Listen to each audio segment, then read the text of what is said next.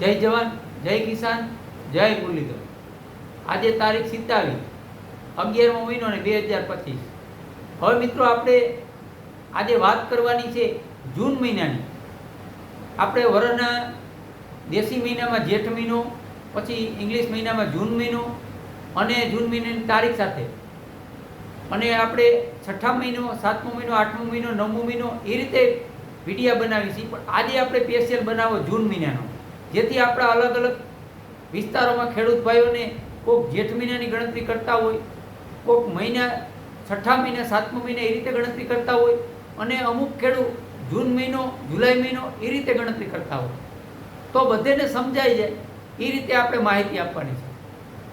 તો આપણે આજે વાત કરવાની છે જૂન મહિનો 2026ના જૂન મહિનાની માહિતી।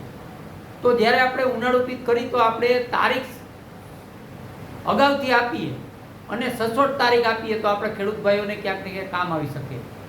તો જૂન મહિનાની તારીખ છે મિત્રો, જે ઉનાળુ પિક છકેલી લેવાની આપણે જૂન મહિનામાં સ્ટાર્ટ, જે ક્યાંક ને ક્યાંક ગરમી ઉકળાટ અને આપણે કહીએ કે થંડરસ્ટોર્મ રીતે અમુક આદરિયા અને મંડળીય વરસાદ થાય, જે ગરમી સાથે ગાજવીજ સાથે વરસાદ આવતો હોય।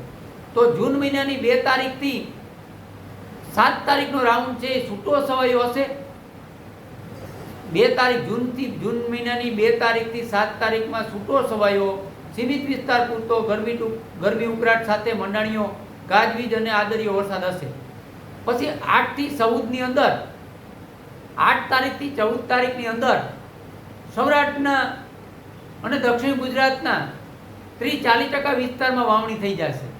જૂનની 8 થી 14 તારીખમાં 30-40% વિસ્તારમાં વાવણી થઈ જશે। પછી આપણે જૂન મહિનાની 14 થી 24 તારીખ, 14 થી આપણે 24 તારીખની વાત કરીએ તો 14 થી 24 તારીખ એ ક્યાંક ને ક્યાંક આપણે કંઈ તો અમુક વિસ્તારોમાં જૂન મહિનાની અંદર ક્યાંક ભારે પણ વરસાદ પડી શકે ને ક્યાંક અતિ ભારે વરસાદ પણ પડી શકે, આવી શક્યતા છે મિત્રો। આ એક આગતરા ઈંધણ તરીકે આપણે માહિતી આપીએ। પછી જૂનના 14 થી 24 તારીખની અંદર સૌરાષ્ટ્રનો કોઈ વિસ્તાર વાવણીથી વંચિત નહીં રહે। સૌરાષ્ટ્ર તમામ વિસ્તારોમાં, દક્ષિણ ગુજરાત અને સૌરાષ્ટ્રના તમામ વિસ્તારોમાં વાવણી થઈ જશે।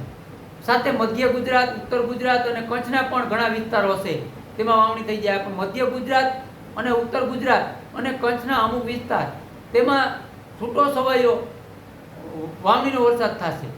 પણ કચ્છનો વધારે પૂરતો વિસ્તાર 14 થી 24ની અંદર વાવણીનો લાભ મળી જશે। પણ દક્ષિણ ગુજરાત, સૌરાષ્ટ્રમાં કોઈ વિસ્તાર બાકી નહીં રહીએ। કદાચ કોઈ આપણે નજરઅંદાજ હોય ને 5-10% વિસ્તાર રહી જાય, જોકે એ અફવારૂપ હશે, પણ આપણા અંદાજ પ્રમાણે 14 થી 24માં જૂન મહિનાની તમામ સૌરાષ્ટ્રમાં વાવણી થઈ જશે। અને પછી જે મિત્રો છે આપણે 25 થી 1 જુલાઈ સુધી, એમાં છૂટો છવાયો વરસાદ જોવા મળશે। આમાં આપણે 24-36 કલાકનો તારીખમાં ફેર પડે, જાજો ફેર પડે નહીં, છૂટો છવાયો વરસાદ જોવા મળશે। એટલે કહેવાનો મારો મતલબ અને તમને સમજાવવાનો 2026ની વાત કે 2026નો જે જૂન મહિનો છે એ ક્યાંક ને ક્યાંક હજી આપણે અત્યારથી તો એવા સંકેતો મળે છે કે ભરપૂર રહેશે જૂન મહિનો, પણ હજી જો એના પરિબળો ક્યાંક ને ક્યાંક જે આપણે ધારી એવા જો સંકેત આપે અને ક્યાંક એ મજબૂતાઈથી થાય તો જૂનમાં ભરપૂર અને સંપૂર્ણ રીતે જૂન ક્યાંક ને ક્યાંક આપણે 2026નો જૂન મહિનો છે યાદ રહેશે। કારણ કે એમાં ક્યાંક ને ક્યાંક અતિ તીવ્રતા અને અતિ ભારે વરસાદ પણ પડી શકે। અને સાથે આપણે જે અગાઉથી કીધું કે જૂનમાં વાવાઝોડાનો ભય, તો મિત્રો જૂન મહિનામાં મારા અંદાજ પ્રમાણે 10 થી 15 તારીખની અંદર બંગાળની ખાડીમાં અથવા અરબી સમુદ્રની અંદર કોઈ મોટી સિસ્ટમ આવે કે અથવા સિસ્ટમ પછી પરબારું રૂપ વાવાઝોડાનું લઈ શકે। અને એ વાવાઝોડું ક્યાંક ને ક્યાંક મારા અંદાજ પ્રમાણે અને જે અનુભવ કરતો કસકાતરામાં એમાં પવન વાતા હોય અને ત્યારે જે સંકેતો મળતા હોય, તો વાવાઝોડું ક્યાંક ને ક્યાંક ડેન્જર રૂપમાં પણ જઈ શકે અને કદાચ આપણે કહીએ કે સુપર સાયક્લોન પણ થાય અરબી સમુદ્રની અંદર। પણ એની સૌરાષ્ટ્રને અસર કરવાની શક્યતા આપણે 50-60%ની ગણતરી કરીને હાલવાનું મિત્રો। કારણ કે આ બધું છે એ કુદરતી છે, નુકસાની કરવી ના કરવી અને આપણે ક્યાંક ને ક્યાંક કુદરતને આપણે માન્યતા આપવી પડે કે કે આપણે ભગવાનથી મોટા નથી પણ અનુભવને અઠેઠા કરતા હોય એટલે આપણે સંકેત મળે કે વાવાઝોડું સૌરાષ્ટ્રને અને ક્યાંક ને ક્યાંક કચ્છના દરિયાકાંઠા વિસ્તારમાં અસર કરે તો એની 50 થી 60% આપણે અટાણથી ગણતરી કરવાની, બાકી 40% કુદરત આવી ઘટનાથી ક્યાંક ને ક્યાંક આપણે બસાવતો હોય. પણ મિત્રો આ જે વાવાઝોડું થશે એ આપણે ઉપર એટેક કરે કે ન કરે, પણ એની અસરથી આપણે પુષ્કળ પ્રમાણમાં વરસાદ મળે તેવી શક્યતા છે. દક્ષિણ ગુજરાત અને સૌરાષ્ટ્ર અને કચ્છના જે અખાત વિસ્તાર કહી ગાંધીધામ, ભુજ, નલિયાની આ સાઈડ, માંડવી, અંજાર, આ વિસ્તારોમાં પુષ્કળ પ્રમાણમાં આપણે 14 થી 22 જુલાઈની અંદર પુષ્કળ પ્રમાણમાં વરસાદ થાય તેવી શક્યતા છે. અને ખાસ કરી અને જે ગયા વર્ષે જે આપણે સોમનાથ જિલ્લો છે એ ક્યાંક ને ક્યાંક વર્ષથી આગળ હોય પણ પરવા શરૂઆતમાં પાછળ હતો, ત્યારે અવારના 2026ના વર્ષમાં એમાં જોરદાર વરસાદની એન્ટ્રી થશે. 2026માં સોમનાથનો ઈ પટ્ટો છે દરિયાકાંઠો, તેમાં જોરદાર વરસાદની એન્ટ્રી થશે જૂનમાં. એટલે મિત્રો ઉત્તર ગુજરાત, મધ્ય ગુજરાત એમાં હજી છૂટો છવાયો રહેશે, પણ ત્યાં પણ વરસાદ અને વાવણી ઘણા વિસ્તારોમાં થઈ જશે અને અમુક વિસ્તાર રહી જાય. પણ અત્યારે આપણે જે ગણતરી કરીએ એ પ્રમાણે જૂનની અંદર 2 જૂનથી 1 જુલાઈ સુધી વરસાદનો ક્યાંક ને ક્યાંક અલગ અલગ વિસ્તારોમાં વરસાદ ચાલુ જ રહેશે. આખો જૂન આપણે ગણતરી કરીએ તો વરસાદ રૂપે જોવા મળશે. એટલે મિત્રો આ તો આપણે જૂન મહિનાની માહિતી. અને મિત્રો આ જે આપણો સ્પેશિયલ આગતરું વિધાન છે એમાં કંઈ તારીખનો ફેરફાર નહીં થાય. જે વરસાદની ટકાવારી છે એ આપણે ક્યાંક ને ક્યાંક કહી કે અમુક દુનિયાને પરિબળો જો નિરાશા આપણે આપે તો ક્યાંક ને ક્યાંક એમાં વરસાદની ટકાવારીમાં ઘટ રહીએ, પણ તારીખ પરફેક્ટ, સિસ્ટમ પરફેક્ટ એ તારીખ અનુસાર જ થશે.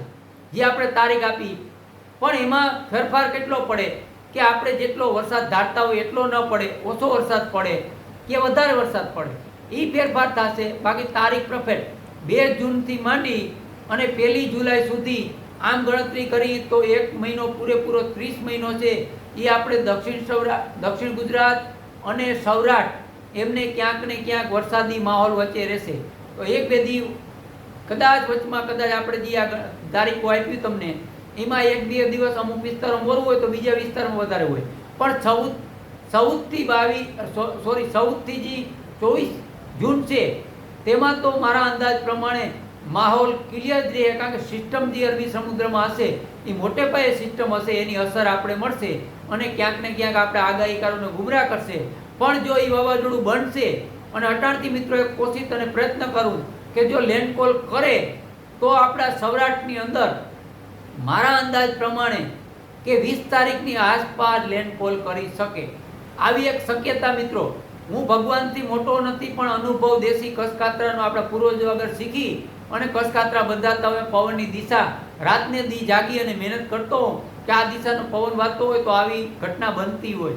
એટલે આવા અનુભવ છે. ક્યારેક પણ અમારાથી કુદરત મોટો છે અને અમારી આગે એ ખોટી પણ પાડતો હોય, પણ આ આપણે જે તારીખ છે એ તારીખો અને આ સિસ્ટમ છે એ બનવાની છે અને વરસાદ પણ થવાના છે, પણ એમાં થોડો ઘણો ફેરફાર થાય.